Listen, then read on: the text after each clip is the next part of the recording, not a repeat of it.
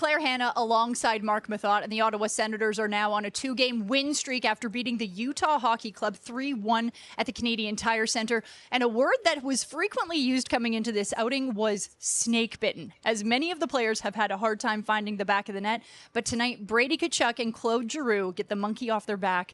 And just how much confidence do you think it gives two players like this? Oh, it's huge for their confidence. And I mean, it's wild that we're discussing two high caliber players like Brady Tkachuk and Claude Giroux, of course, but it happens, and they managed to get through it. You have to be patient. It's a 1-1 game at this point here, going into the third period in Ottawa. Just patient through the neutral zone. Beautiful pass there from Tim Stützle over to Claude Giroux, and just that sigh of relief, right? Looking up at the stands, you can tell that the monkey's off his back, and then not long afterwards, Brady Tkachuk getting involved in a much-needed goal, by the way, for him. But again, another nice little 3-on-2 on his own entry. Claude Giroux just going to the net, and Brady, vintage Brady, getting into that blue paint.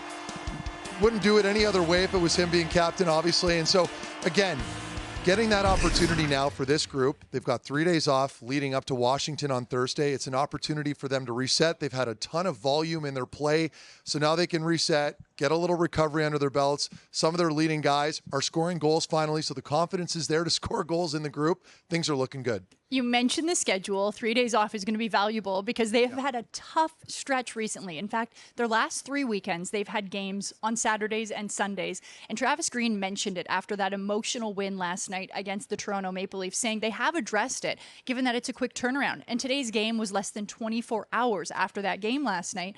So how are they rising to the occasion, or maybe even adjusting how they play? It's incredibly difficult. I mean, you're playing a back-to-back game, and it's your legs, it's fatigue, and you're playing meaningful games. But look at this graphic. I mean, we talk about being able to sweep back-to-back games consecutively, weekend after weekend. And I mean, I can speak from being a player. I mean, being a former player, coming out of that at 500, I'd be happy. I'd consider that a success. But because of that run, they are now sitting pretty third in the Atlantic. And we heard Giroux in the post-game talking with you, Claire. I mean, this is huge for this group. So they put in the work. It wasn't always pretty, but they're learning how to win despite perhaps things not going your way throughout games, right? Maybe the power play struggling on any given night, but then the goalie compensates or your penalty kill comes through. So things are looking good for this group, but at this point, it's about staying healthy, knock on wood, and consistency. One thing I also noticed about that scoreboard is they happen to score a lot on the weekends. So maybe they should look at that component. Yeah. But I know there has been a lot of emphasis on defense. How are they getting things done? Well, you know, and it's funny because we referenced this earlier as far as, you know, at any given point, they've had a great power play to start the year. You know, they've got a ton of talent in this group.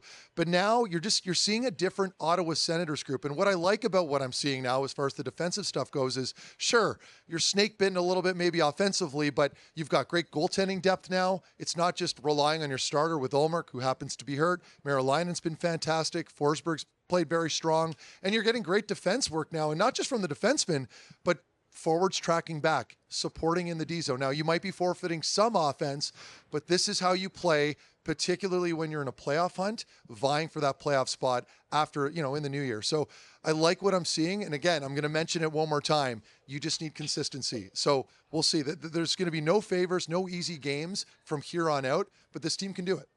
Okay, a follow-up question here. Okay. So Claude Giroux tonight tied NHL Hall of Famer Glenn Anderson. He's now 67th on the list for all-time points, which is incredible. Yeah. And I know he was really pumped when he was asked about that after the game. Yeah. What do you think his ceiling is? Like, do you think, how far do you think he's going to go up the list? So it's funny because when you did ask him that question, you know, it's in natural hockey player demeanor to just revert back to the team win. But let's not kid ourselves. This is a huge accolade for him. And it's odd. You know, I used to skate with him every summer. I know him very well. And it's just surreal to think that he's in that company. I mean, look, like Frank Mahovlich is in there, you know, so very happy for him. And what I can say about Claude Giroux, unbelievable guy. I mean, really salt of the earth, competitor on the ice, super nice and calm off the ice, a great leader.